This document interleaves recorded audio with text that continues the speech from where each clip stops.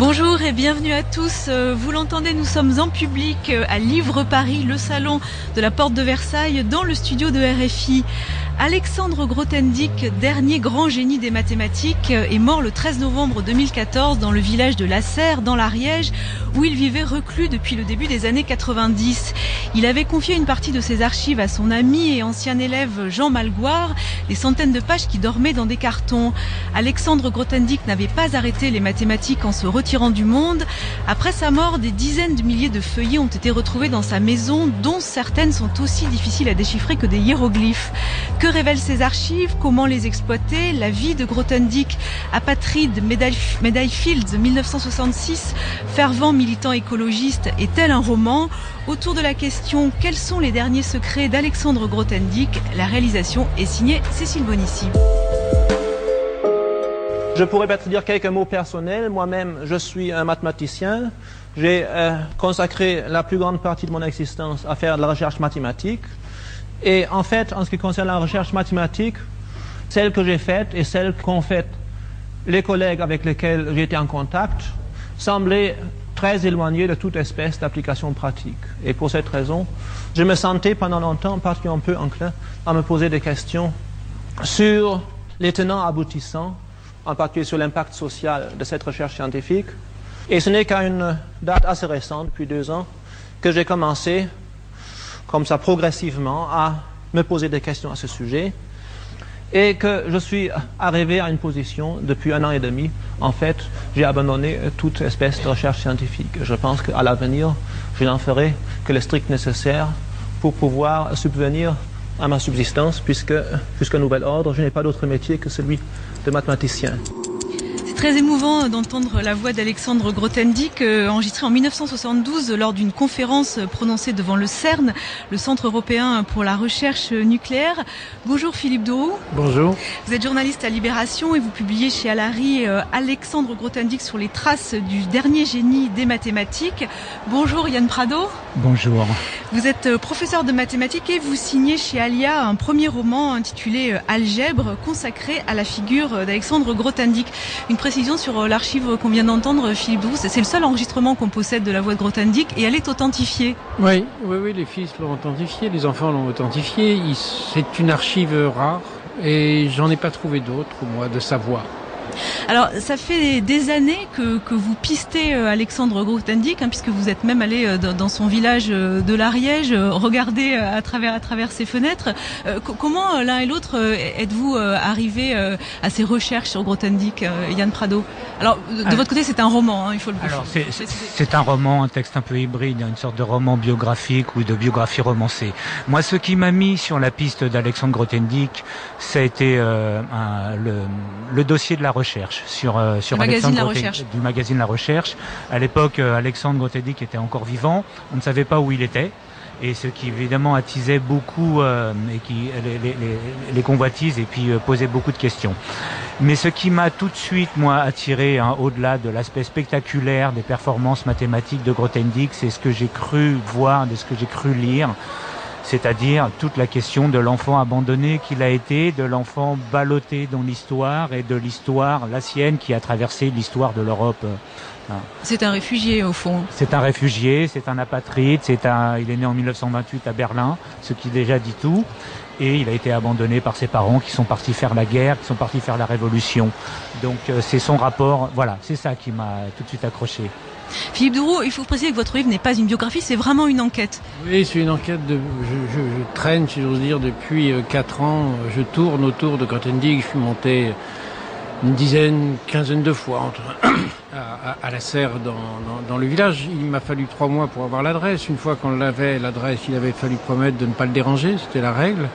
Donc je ne l'ai jamais dérangé, j'attendais, je me mettais devant la maison et je guettais la sortie. Il n'est sorti qu'une fois. Et une fois, c'était très très émouvant parce que voilà, il est sorti, il est allé jusqu'à sa boîte aux lettres, il est rentré, il a été cueillir des roses, et puis c'est tout. Et puis une autre fois, je l'ai vu à travers une fenêtre. Et là, c'était très émouvant quand on connaît son rapport aux plantes, c'est qu'il parlait à une plante. Voilà, il la caressait pas, il la touchait pas. L'homme qui murmurait à l'oreille des plantes. Voilà, c'est l'homme qui murmurait à l'oreille des plantes. et il avait transformé sa maison en une sorte d'arche de Noé des plantes.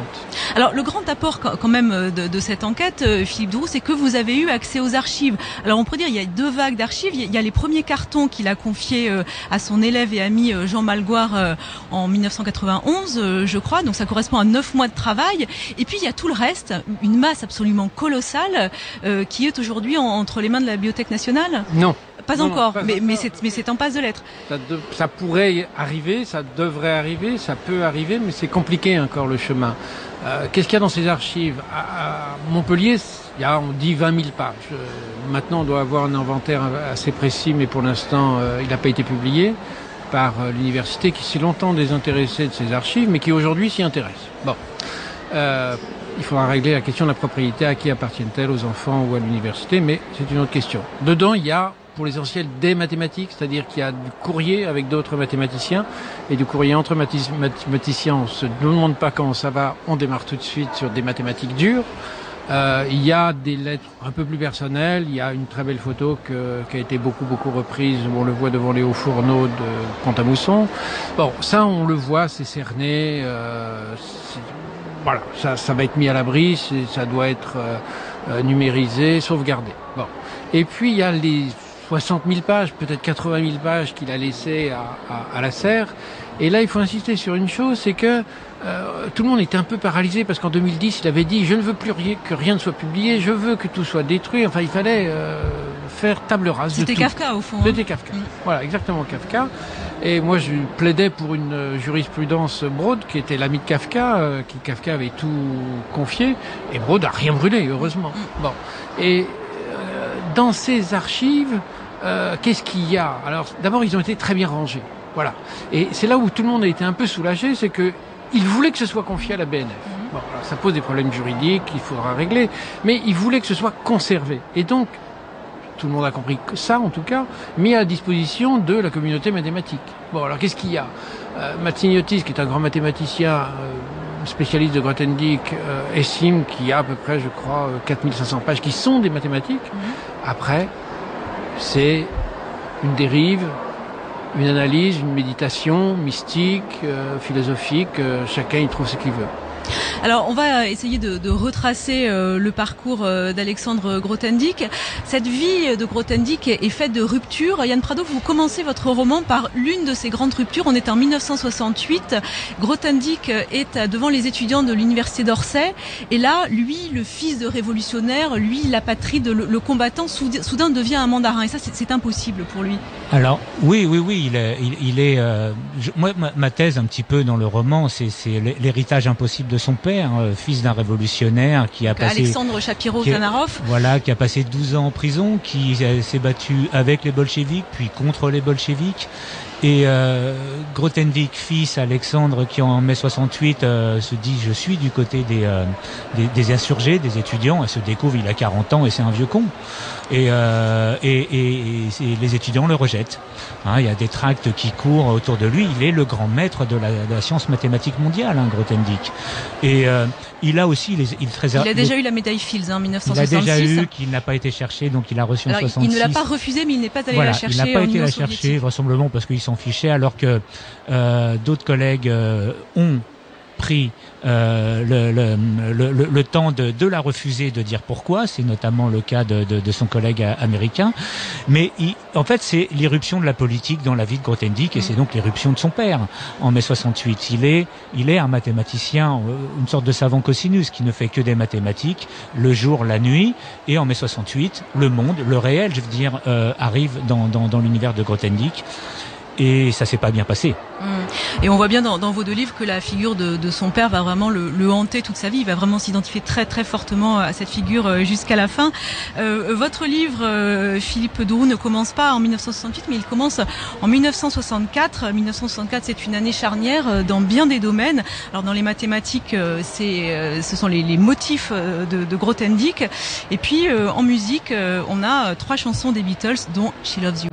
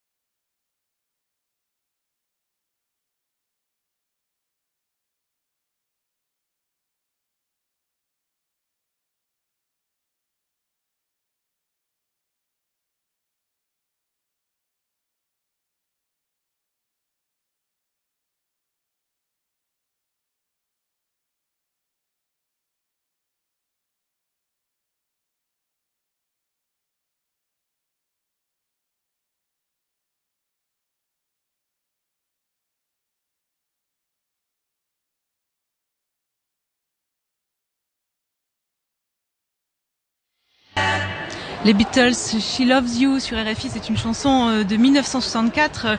1964, c'est l'année où Grothendieck élabore la fameuse théorie des motifs. Juste avant d'en parler, Philippe Doroux, je voudrais vous faire entendre la voix de Pierre Cartier, mathématicien et ami de Grothendieck, qui parle de sa carrière mathématique. Grothendieck est sans doute l'un des tout premiers mathématiciens du XXe siècle et aussi un des météores. Sa carrière scientifique dure environ de 1955 à 1970. 55, c'est l'année où il termine sa thèse, mais il était déjà connu quand même depuis 2 ou 3 ans. 70, c'est le moment où il rompt définitivement avec le milieu mathématique lors du Congrès mondial des mathématiques qui se tenait à Nice. Entre-temps, il a révolutionné plusieurs parties des mathématiques, ce qu'on appelle l'analyse fonctionnelle, à la suite des travaux des Polonais pendant les années 20 et 30, Banach et autres. Et puis, il laisse en un sens le sujet épuisé, parce que tous les problèmes importants qui restaient dans ce domaine, il les a résolus. Et ensuite, il se jette à corps perdu dans ce qu'on appelait les conjectures de Weil, c'est-à-dire un ensemble de résultats qui avaient été postulés par André Weil sans qu'on sache les établir, et qui sont des résultats liés à l'arithmétique et au dénombrement. Grothendieck, pour ça, a un programme extrêmement ambitieux. Il décide de repartir sur les bases et de refonder la géométrie sur des bases totalement nouvelles. En réalité, Grothendieck veut construire une cathédrale, Philippe Doroux, une cathédrale mathématique. Oui, je trouve que le meilleur exemple, c'est celui de la cathédrale de Beauvais, qui est une cathédrale dont on n'a que le cœur. Voilà, il a posé le cœur. Après, il faut construire le reste. Et lui, résolvait aucun problème. Il s'intéressait pas beaucoup à des problèmes de résistance, de je ne sais quoi. Non, ce qui l'intéressait, c'était de reconstruire une cathédrale mathématique qui allie algèbre, géométrie. C'est pas lui qui a commencé, hein. Descartes a commencé depuis longtemps. Il a initié, mais lui a développé ça et pose un outil en 1964, c'est les motifs, qui est une sorte de brique ultime sur lequel doit pouvoir reposer son édifice. Il parle de son yoga, qu'est-ce que c'est ? Son yoga, c'est la façon de penser. C'est la façon de tourner autour de l'objet. C'est, à l'époque, j'ai tenu à mettre au début du livre cette phrase, c'est que j'entrevois une faible lumière, voilà. Et c'est comment tourner autour de cet objet. Le yoga, c'est une façon de penser, c'est une façon de faire tourner l'idée autour d'un objet qu'on distingue, mais on est comme dans un palais de glace, dans un palais de verre, on ne sait pas très bien où on est, un peu perdu, on distingue des choses et on essaye de les saisir. Le yoga, c'est ça. Yann Prado, dans votre roman, vous comparez Grothendieck à Jean-Sébastien Bach. Vous dites, voilà, Jean-Sébastien Bach, c'est la clôture de la forme. Après lui, plus possible d'écrire du contrepoint. Grothendieck, c'était un peu ça. Il va même au-delà. Il va même au-delà. Maintenant, faire la géométrie algébrique nécessite de passer par Grothendieck. Et c'est ce que disent ses élèves. On parle pas de lui parce qu'on ne peut pas faire autrement que parler de lui. Il est les murs, il est le fondement même. Donc, oui, il y a cette clôture de la forme. Après Grothendieck, la géométrie algébrique, c'est Grothendieck et on peut faire autrement. Et d'ailleurs, je me posais une question en écoutant. Vous dites en 1964, c'est les Beatles. Et je sais pas, Philippe Doroux, ce que vous en pensez. Qu'est-ce que Grothendieck écoutait comme musique ? Moi, je l'aurais assimilé à John Coltrane, à une quête de mystique de Dieu. Non, je mets un morceau à la fin. Est-ce qu'on sait ça, Philippe Doroux ? Non, c'était Bach. Je crois que c'était Bach, je sais plus. Alors quand même pour poser quelques repères chronologiques, donc il découvre les mathématiques alors qu'il est enfant au camp de Rieucros où il est interné avec sa mère, avec une détenue qui lui donne des cours de mathématiques. Ensuite il va devenir étudiant à l'université de Montpellier, puis très vite quand même il est repéré et il monte à Paris et là il est accueilli par Henri Cartan, le fils d'Élie Cartan, Philippe Doroux. Oui, en fait on l'adresse à Élie Cartan, mais Élie Cartan à l'époque est un peu vieux, donc il va voir Henri Cartan. Ce qui est intéressant tout au long de ce parcours, c'est son espèce de méfiance vis-à-vis du corps professoral. C'est-à-dire qu'il découvre dans Rieucros que il y a un rapport étroit et stable entre un cercle, la circonférence d'un cercle et son diamètre, mais il trouve pas pi, il trouve 3, il se trompe. Mais à partir de là, il est certain que c'est en lui qu'il va trouver et que c'est pas les professeurs qui vont lui apprendre. Donc il veut tout faire lui-même à chaque fois. Il veut tout redémontrer lui-même. Voilà. Il veut tout redémontrer lui-même. Alors ce qui est absurde, à un moment il se fait engueuler par Dieudonné qui va consacrer sa vie à... Jean Dieudonné qui va consacrer sa vie à faire le scribe de Grothendieck avec beaucoup d'application et beaucoup de rigueur. Mais se perd dans ses recherches propres. Voilà, il cherche pas à lire ou très peu, parce qu'on dit que quand il lisait un document, moi je l'ai vu reprendre un document d'Artin, qui était un géomètre algébriste américain très puissant, très connu. Là, il le refaisait avec grand détail, beaucoup de détails, mais il apprenait pas dans les livres ou dans la documentation. Il posait des voies, il indiquait des recherches, il faisait ce qu'il appelait ses gribouillis, et puis derrière il y avait un travail de décryptage, un travail de compréhension. À quoi ressemble une page manuscrite de Grothendieck? Vous les avez vus, Philippe Drouot? Non, je les ai vus. J'ai pas lu. Non, j'ai dit vu, j'ai pas dit lu. Oui, je les ai vus. Oui, mais ça ressemble à des mathématiques. La géométrie algébrique, c'est pas du tout les mathématiques que l'on connaît avec Villani, qu'il a mis dans son livre avec des intégrales d'intégrales. C'est pas des équivalences, c'est un langage mathématique qui nous échappe complètement. Si pour donner une idée aux auditeurs, on peut relire ce qu'il pose pour les motifs. Il dit: j'appelle motif sur K quelque chose comme un groupe de cohomologie éladique d'un schéma algébrique sur K, mais considéré, tout le monde est perdu. Cohomologie, voilà. Déjà, on comprend pas. Cohomologie, c'est simplement une géométrie du très complexe. Voilà. Donc, il y en a plusieurs, on a pu en construire plusieurs, lui-même en a construit. Mais après, oui, on est perdu. Alors, les années pendant lesquelles Grothendieck va monter à Paris, va ensuite aller à Nancy, sont des années extrêmement fécondes pour les mathématiques françaises. Paris et ce triangle de la montagne Sainte-Geneviève est vraiment le centre où tout se passe. Et c'est dans ces années-là que Grothendieck va fréquenter un autre mathématicien, alors celui-là fictif, en tout cas collectif, c'est Nicolas Bourbaki. Et d'ailleurs, vous faites une analogie entre les deux personnages dans votre roman, Yann Prado. On va y revenir dans quelques instants. On se retrouve dans quelques minutes, juste après les informations. J'ai juste le temps de citer le titre de vos deux livres. Algèbre de Yann Prado est paru aux éditions Alia, et Alexandre Grothendieck sur les traces du dernier génie des mathématiques de Philippe Drouot est paru chez Alary Éditions. On fait une pause, on se retrouve dans quelques instants. À tout de suite.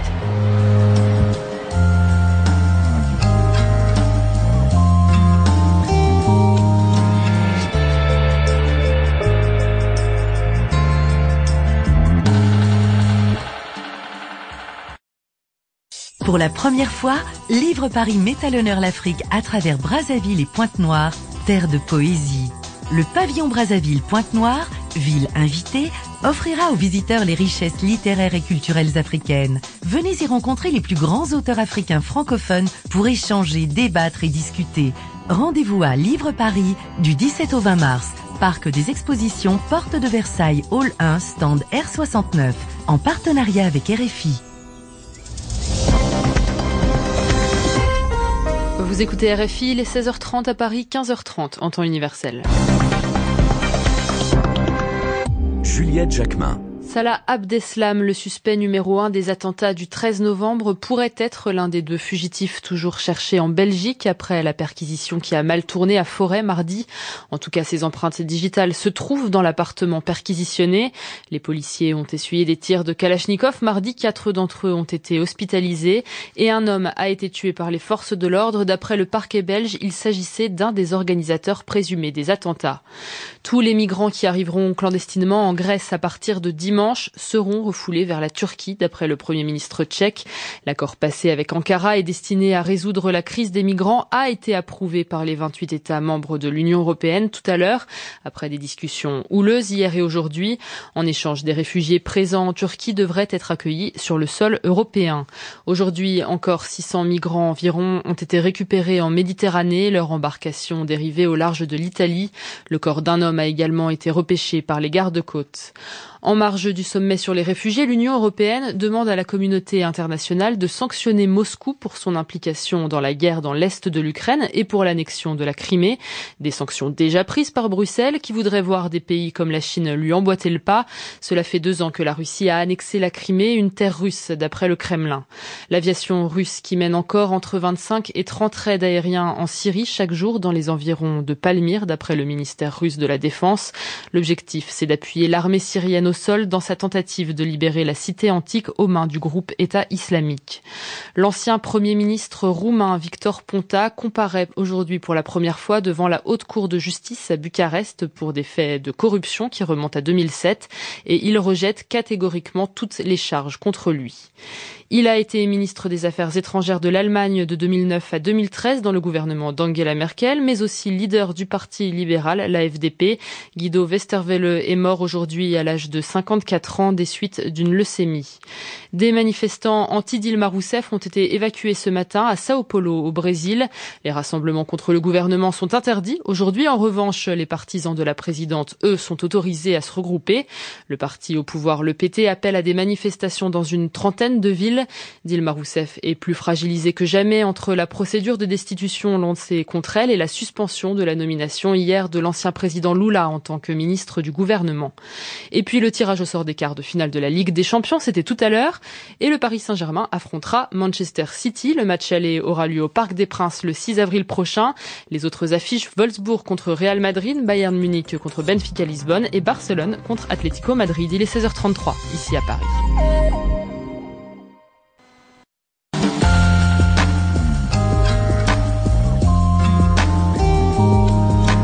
Autour de la question. Sophie Joubert. Autour de la question, quels sont les derniers secrets d'Alexandre Grothendieck avec Philippe Douroux, journaliste à Libération, auteur de Alexandre Grothendieck sur les traces du dernier génie des mathématiques à la réédition, et Yann Prado, auteur du roman Algèbre paru chez Alia. On parlait avant les informations de la naissance du collectif Bourbaki. Écoutez les souvenirs d'Henri Cartan, Jean Dieudonné et André Veil, trois des membres fondateurs de Bourbaki. Il avait été décidé que la composition définitive du groupe se déciderait au congrès qui devait avoir lieu au mois de juillet, que ce seraient les présents qui seraient les membres définitifs. Et en fait, peu de temps avant, il y a eu un certain nombre de défections dans le groupe. Mais lorsque le congrès s'est réuni, le nom de Bourbaki avait déjà été choisi. J'en suis pas tellement sûr. Il me semblait que c'était au congrès même. Non, c'est au restaurant un jour, puisque depuis quelque temps on se demandait comment va-t-on publier ce traité collectif? Aucun de nos noms ne doit paraître.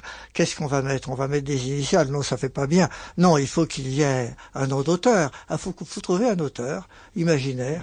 Et alors c'est Veil qui a trouvé l'idée. Un jour, je ne sais plus lequel, a dit pourquoi pas Bourbaki? Il faudrait toute une histoire pour expliquer ça. Oui. Le nom de Bourbaki était emprunté à des canulars de normaliens dont nous avions tous connaissance. Voilà, alors cette histoire de Bourbaki est un canular de normalien, en effet, mais quand même, Bourbaki a régné sur les mathématiques françaises pendant une longue période, pendant plusieurs décennies, Yann Prado. Oui, alors c'est effectivement une blague de potage de normalien, mais il existe un général Bourbaki, il existe vraiment ce Bourbaki, mais qui répondait aussi à une véritable question, c'est que la Première Guerre mondiale a décimé la mathématique, et notamment a repoussé l'algèbre allemande. Et de fait, il manque un chaînon dans la transmission, et c'est pour Veil et pour les autres la réponse à la question ils sont devenus professeurs. Il leur manque des traités correctement faits, parce que les mathématiques sont à ce moment-là complètement éparpillées entre l'analyse pour les Français, entre l'algèbre pour les Allemands, et l'idée est de réordonner et de réorchestrer toute la mathématique de manière beaucoup plus simple et de partir de fondements et de reconstruire l'immeuble. Voilà, c'est-à-dire qu'ils refont les éléments d'Euclide, en quelque sorte. Oui, voilà, c'est le mot élément qu'on retrouve chez Euclide, qu'on retrouve chez Grothendieck, qu'on retrouve chez Bourbaki. C'est vraiment cette idée, et qu'on le retrouve aussi chez les Allemands avec Hilbert. C'est la refondation des mathématiques à partir d'une base stable sur laquelle on peut construire. Alors quel est le rôle de Grothendieck dans ce collectif Bourbaki, Philippe Douroux? Il arrive un tout petit peu tard. Lui, il arrive à un moment où, au début des années 50, où le groupe Bourbaki fonctionne. Il est né en 34, mais en fait, il s'est vraiment mis en branle après la guerre. Et après la guerre, l'école allemande est totalement décimée. Et donc, il décide effectivement de reconstruire les mathématiques. Ça veut dire que des théorèmes doivent être appliqués en permanence. C'est-à-dire, il n'y a pas d'exception. Et les démonstrations doivent être parfaitement claires et parfaitement irréfutables. Bon, donc il se met au travail. Quand lui arrive, il va avoir un rôle un peu d'agitateur. C'est-à-dire que il leur dit ouais, c'est bien ce que vous faites, mais moi j'ai pas le même point de vue. Et Cartier raconte assez bien qu'un jour il arrive et il y a 400 pages qui sont prêtes à publier. 400 pages, et il leur dit écoutez, moi c'est pas ça. Je vois pas les choses comme ça. Et il faut savoir que 400 pages, c'est 400 pages qui ont été rédigées de manière collective. C'est-à-dire que chaque page a été lue et relue, chaque page a été approuvée, chaque exemple a été, etc. Et lui arrive et il dit écoutez, non, c'est pas du tout ça. C'est pas comme ça qu'il faut voir les choses. Et on met le tout à la poubelle et on recommence. Donc ça, il a un rôle un peu compliqué, donc il va s'engueuler avec André Weil, qui est le pape. Tout le monde de toute façon. De toute façon, il s'engueule avec tout le monde, y compris ses derniers voisins. Mais il s'engueule avec Weil et il va prendre le pas sur André Weil et cette génération, et il va impulser une nouvelle façon d'ouvrir les mathématiques, et c'est son rôle. Mais après, lui va en sortir aussi.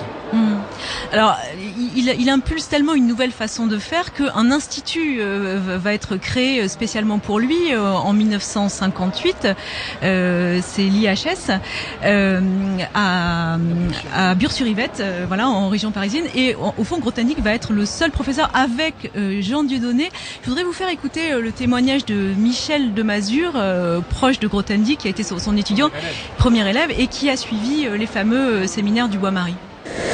Les séminaires au Bois-Marie, il y avait une tradition.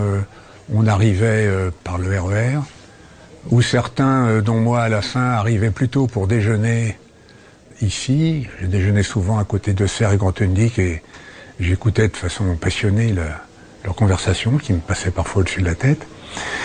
Et puis ensuite, c'était le séminaire, soit Grothendieck. Alors ça dépend des cas. Il y a eu des séminaires où Grothendieck parlait de façon très continue. Il y a eu des séminaires où il y avait d'autres personnes.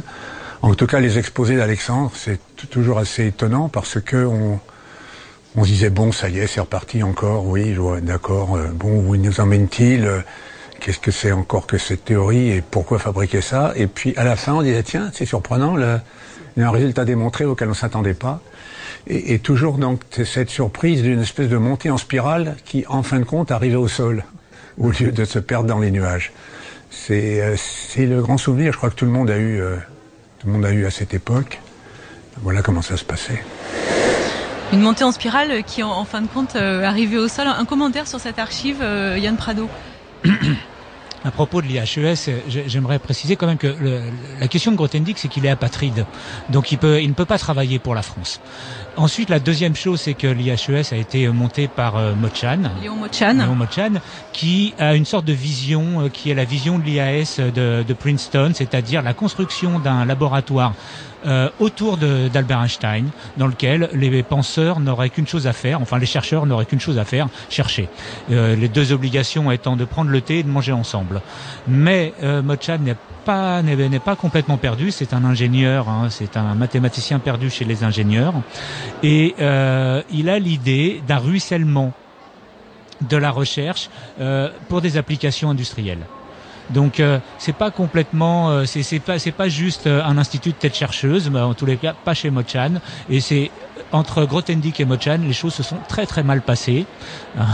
Ça s'est passé avec tout le monde très mal, mais là particulièrement.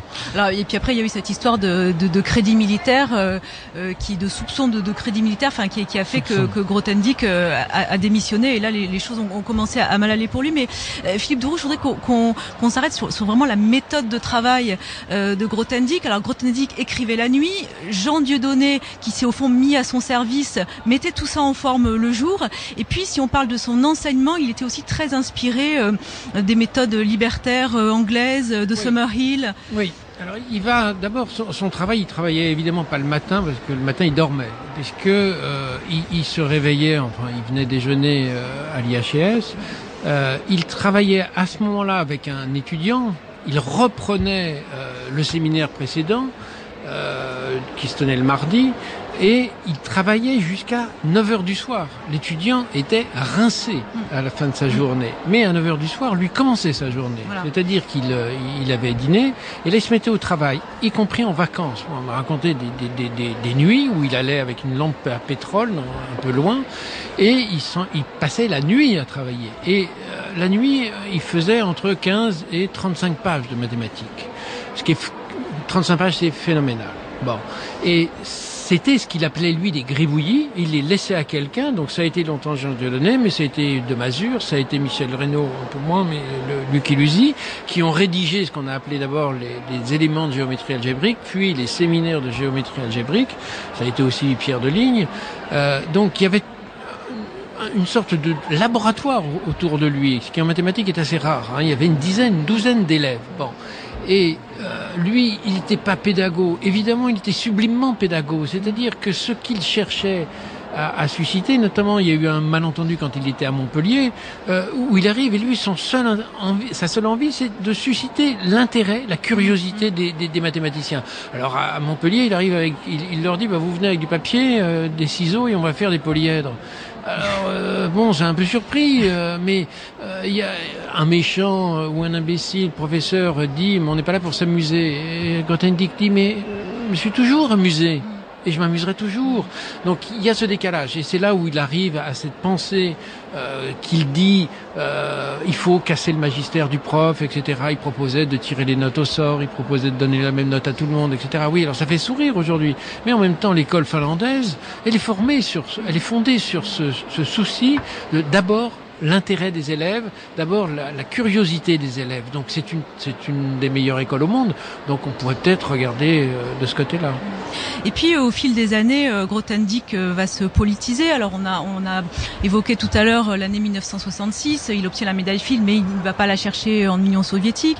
Il va faire ensuite un voyage au Nord-Vietnam. Voilà. Donc plus les années avancent, plus il se politise. Et puis à un moment, ça ne va tellement pas lui convenir qu'il va vouloir se retirer de tout ça. Il va vouloir arrêter la recherche. Je voudrais vous faire écouter de nouveau sa voix lors de cet enregistrement, cette conférence prononcée devant le CERN en 1972.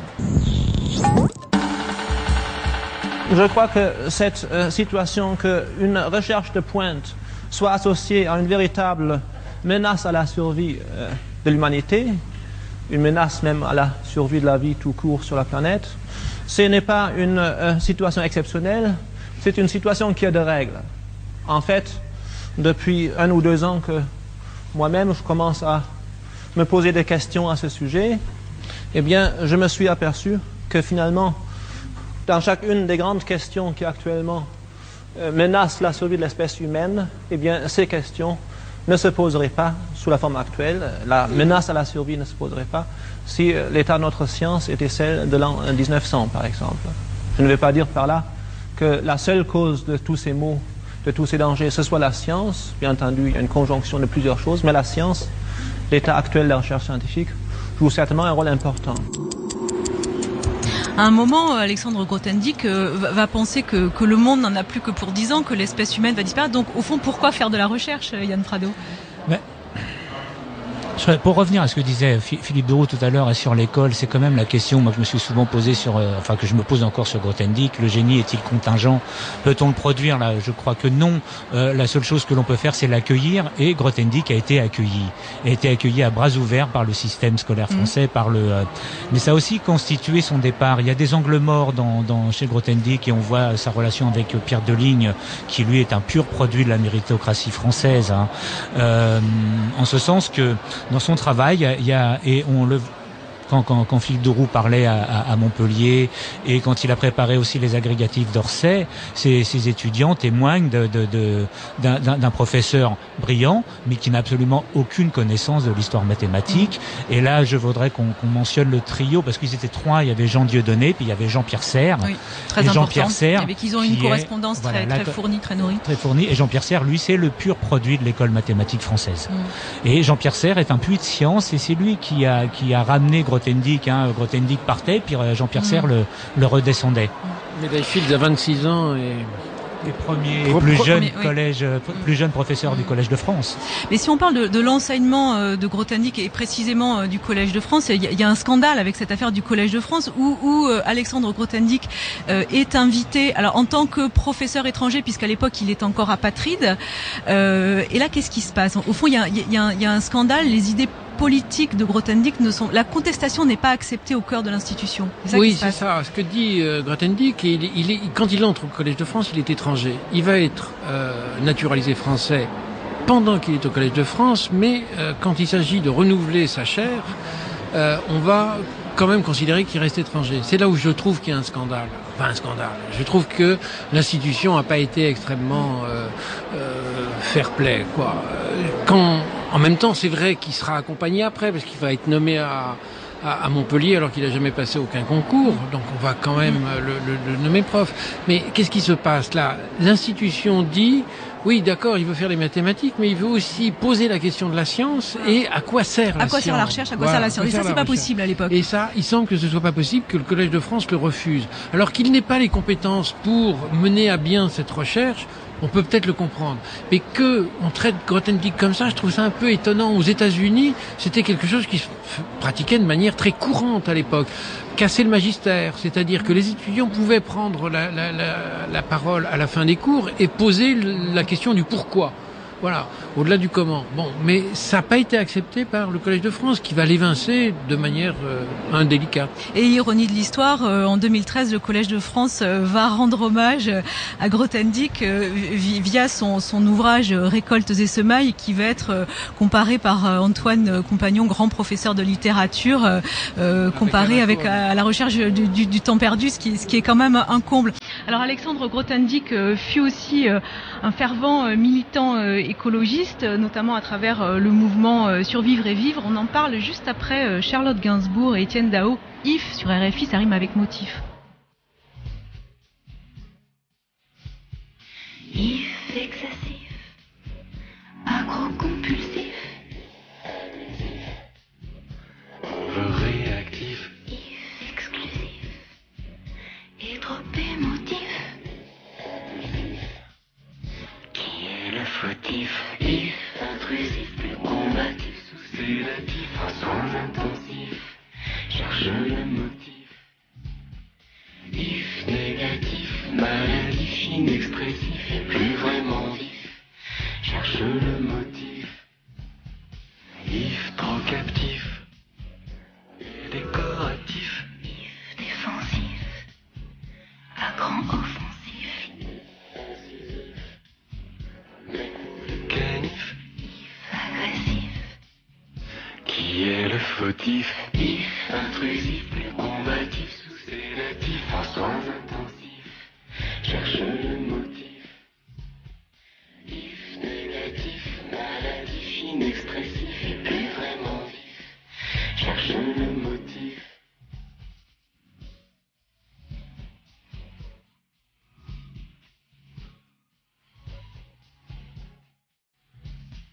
If évasif, approximatif, if c'est plus le kiff de jouer au caïf, if tendance, et trop addictif, if fugitif, maniaco-dépressif, if trop massif, abusif à ton actif, les coups successifs, trop lourd le passif, if décisif, je me renifle, mon départ est impératif et définitif.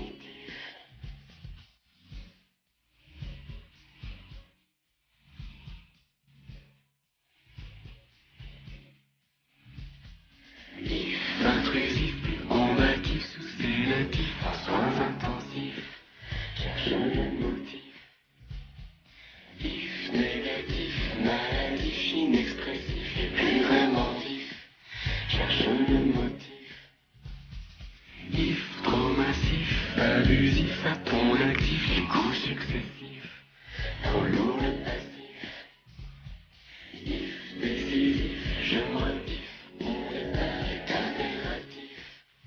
If définitif. Charlotte Gainsbourg et Étienne Dao, If sur RFI. On parlait juste avant le disque d'Alexandre Grothendieck, contestataire. Écoutez ce que disait Denis Gedge à propos de Survivre et Vivre. Denis Gedge qui a fait le lien entre les mathématiques et l'écologie. Toute cette aventure de Survivre et Vivre, il a fonctionné avec la même méthode, la même énergie, la même façon de faire que ce qu'il faisait en mathématiques. C'est-à-dire que il y avait un problème, il était ouvert, il arrivait, il entendait, il acceptait le problème, il était vraiment ouvert, et à ce moment-là, il se l'accaparait, et il le traitait. Il le synthétisait, et il posait ce qu'on pourrait appeler les bonnes questions. Et ça a été comme ça. Il y a plein de plats qui arrivaient à Survivre et Vivre. À un moment donné, Survivre et Vivre, c'était une place de marché. Toute la France un petit peu parallèle arrivait. Et il y a eu, comme ça, bien entendu, le problème de l'agriculture biologique. Il faut savoir qu'il y avait des centaines de paysans qui étaient abonnés à Survivre et Vivre, ce qui était tout à fait étonnant. Et peu à peu, ce mouvement s'est structuré. Alors, juste au début, et c'est là aussi l'humilité de... Quand il a commencé, tout le journal était écrit entièrement par lui. Est-ce que Alexandre Grothendieck a été au fond l'un des premiers lanceurs d'alerte au monde, Yann Prado ? On peut le qualifier comme ça, mais c'est vrai qu'il y a un moment donné où dans les mathématiques et dans les années 70, on parle de mathématiques appliquées et on demande aux mathématiques à rendre un petit peu. Hein. Et ça, je crois que Grothendieck pouvait pas l'envisager. C'est-à-dire que c'est comme ce que disait Hardy. À quoi ça sert ce que je fais ? À rien. Et c'est précisément pour ça que c'est bien. On a donc un mouvement de mathématiques appliquées, et c'était le propos de Mottchan. On veut que les mathématiciens aient des applications. Et évidemment, en 70, on peut imaginer quel type d'application on a. Donc vraisemblablement, oui, survivre pour Grothendieck, c'est central. Hein, il n'a fait que ça toute sa vie. Mais au fond, ce mouvement Survivre et Vivre, ça ne l'a occupé que 4 ans réellement, Philippe Doroux. Oui, ça l'a occupé que 4 ans, mais je trouve qu'il lance, il initie des méthodes qu'on va retrouver plus tard avec Greenpeace, par exemple. C'est-à-dire qu'il dit, je passe au-delà de la loi, si la loi m'empêche de dénoncer quelque chose. Par exemple, il y a des fûts radioactifs qui fuient à côté d'Orsay, il fait exploser la barrière, et il y va, et il les dénonce. Donc cette façon de faire, de dire au-delà de la légalité stricte, je peux dénoncer, je peux amener les caméras, à l'époque il y en avait déjà, et les journaux, à dénoncer quelque chose. Voilà, il lance ça. Donc il lance cette écologie radicale. C'est-à-dire qu'il y a un combat à mener, et il va le mener. Alors il va croiser notamment les luttes sur le Larzac, il va croiser une fois José Bové qui vient lui acheter du riz. Il initie ce mouvement. D'une certaine manière, il faut se souvenir que on est en 69 quand il lance Survivre et Vivre, et le premier candidat écolo à l'élection présidentielle se viendra en 74. Et puis, si on continue de parler de politique, Grothendieck en tant qu'apatride, en tant que fils de révolutionnaire, fils de déporté, et de ces combats-là aussi, à un moment, il va accueillir un japonais, un étudiant japonais sans papier, ce qui va lui valoir un procès lors duquel il va se défendre seul et de manière absolument magnifique. Oui, c'est ubuesque parce qu'on va lui reprocher après, en se fondant sur un texte de loi de 1945 qui visait à que les Français n'apportent pas leur aide à des Allemands qui traîneraient encore sur le territoire, on va chercher un pauvre prêtre bouddhiste japonais dont les papiers ne sont plus en règle depuis 8 jours et qui l'abrite. Et là, les gendarmes, à l'époque, il y avait une guerre entre les néo-ruraux, les gens du cru et les gendarmes étaient plutôt du côté des gens du cru. Donc ils vont chercher ce texte et ils accusent Grothendieck d'avoir abrité un étranger sans papier. Et il dit, mais bien sûr que je l'ai accueilli, bien sûr. Et il va faire une très belle plaidoirie où il dit au juge, soit vous me condamnez et la France devient indigne, soit vous ne me condamnez pas et vous ne respectez pas les lois de la France. Donc vous avez le choix, mais condamnez-moi s'il vous plaît. Et si vous me condamnez, condamnez-moi complètement. Et évidemment, le juge adoptera de sursis. Il s'est défendu comme Socrate, hein, et il s'est défendu, et ça l'a renvoyé aussi lui au fait d'avoir été interné précisément comme étranger indésirable. Et notons aussi qu'il était apatride. Il bénéficiait d'un passeport Nansen, qui est le passeport qui a été créé pour les Russes éjectés par les bolcheviks. Voilà. Alors, si on parle des derniers travaux mathématiques d'Alexandre Grothendieck, donc à la fin de sa carrière, voilà, il va être enseignant à l'université de Montpellier, et puis il va prendre sa retraite et en 1990, et donc c'est là qu'il va se retirer du monde, mais il continue à écrire, il continue à faire des mathématiques. Quelle est l'importance de ces travaux, et est-ce qu'on peut aujourd'hui en mesurer la portée, Philippe Doreau? Aujourd'hui, on peut pas, pour la simple et bonne raison que personne ne s'est penché dessus. Après la découverte de ces milliers de feuilles qui se trouvaient à la serre, Georges Maliciniotis, qui est un mathématicien grothendieckien, si on ose dire, est allé voir. Bon, il est allé voir, mais il a passé 2 jours à tourner des feuilles. Il y a 4500 pages qu'il estime être ce qu'on appelle des mathématiques classiques. Donc il faudra regarder. Après, un seul exemple, il y a 800 pages sur les motifs qui se trouvent à Montpellier. Bon, Yves André, qui est un spécialiste des motifs, a passé une demi-heure pour les regarder. Donc on n'en sait rien. Maintenant, vous posez la question à Yves André, il vous dit, écoutez, tellement de mathématiciens et des grands mathématiciens ont travaillé et travaillent encore aujourd'hui sur les motifs, donc il est peu probable que dans ce qu'a écrit Grothendieck dans les années 90, on trouve quelque chose d'absolument nouveau, révolutionnaire. Mais qui peut dire ce qu'il y a dans les travaux de Grothendieck? Il a surpris tellement de gens, tellement il a ouvert tellement de voies que personne n'osera dire c'est pas la peine de regarder. Alors on peut quand même dire qu'il y a les motifs, qu'il y a les dérivateurs, et puis ce que la mathématicienne Leila Schneps note, les dessins d'enfants. Donc voilà. Qu'est-ce que c'est, Yann Prado? J'avoue, c'est assez incompréhensible à expliquer. C'est très simple à dire, les dessins d'enfants, mais c'est une illustration de concepts mathématiques qui eux-mêmes sont déjà très compliqués. Ce qui est touchant dans le mot dessin d'enfant, c'est qu'il avait une vision très juvénile, si j'ose dire, des mathématiques, où il disait il faut que ce soit toujours compris par un enfant. Il faut avoir l'innocence de l'enfant pour comprendre les mathématiques. Il disait un peu la même chose que Picasso. J'ai mis toute ma vie pour dessiner comme un enfant.